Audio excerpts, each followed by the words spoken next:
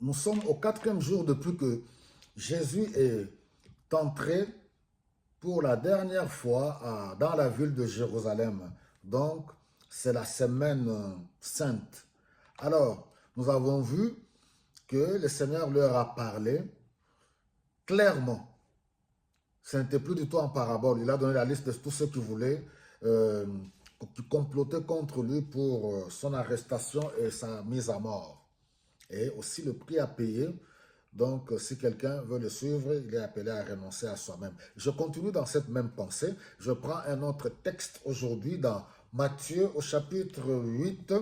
Nous voyons le verset 18. Quand Jésus vit que toute la foule qui l'entourait, il donna l'ordre à ses disciples de passer avec lui de l'autre côté du lac. Un maître de la loi s'approcha et lui dit, « Maître, je te suivrai partout où tu iras. » Jésus lui répondit, « Les renards ont des terriers, c'est-à-dire des tanières, et les oiseaux ont des nids, mais le Fils de l'homme n'a pas un endroit où il puisse se coucher et se reposer. » Verset 21.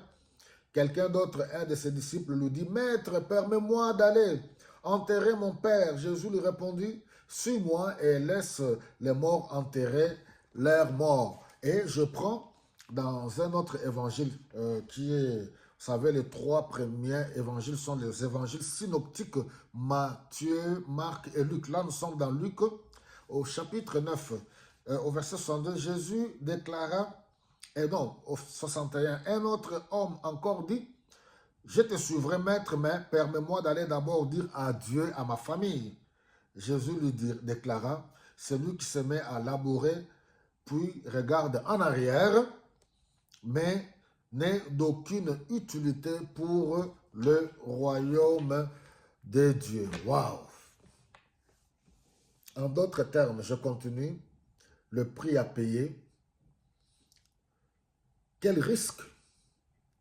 Suivre un sans domicile fixe, si je peux ainsi le dire.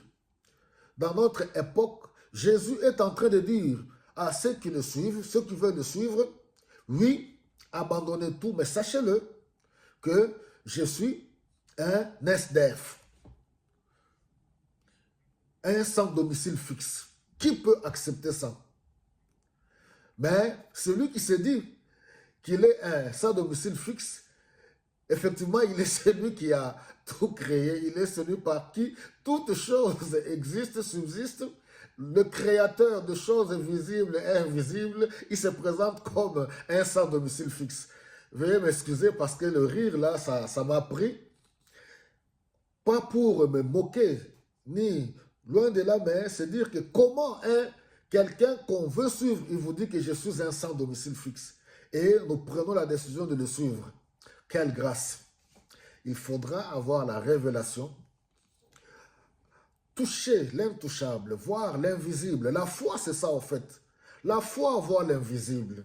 La foi touche l'intouchable. La foi perce les mystères de Dieu. Ceux qui n'ont pas la foi, ils sont limités aux choses visibles et matérielles. Mais celui qui a la foi, il perce les choses invisibles. Pour comprendre que oui, celui qui se présente étant comme un sans domicile fixe, en fait, il est le créateur de toutes choses. Il est le centre de la vie. Il est l'auteur de la vie. La pierre qu'ont rejetée, ceux qui bâtissaient, est devenue la principale. Il est l'alpha et l'oméga. Il est le commencement et la fin. L'auteur de notre foi. Celui qui consomme notre foi. Selon qu'il est écrit, au commencement, Dieu créa les cieux et la terre. Genèse chapitre 1er. La terre était vide, elle n'avait pas de forme. Il y avait des ténèbres sur toute la surface de la terre.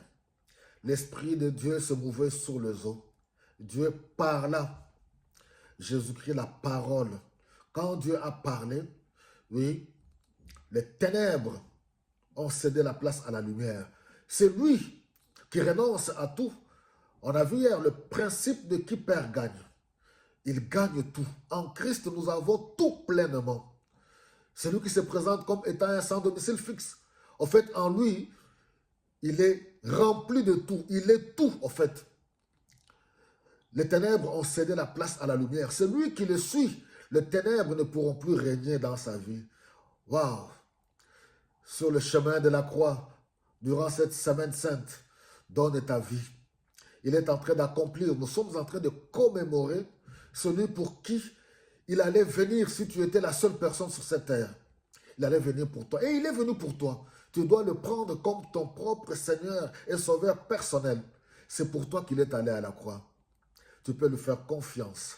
Il est l'auteur de toutes choses et toutes choses lui appartiennent. Que le Seigneur vous bénisse.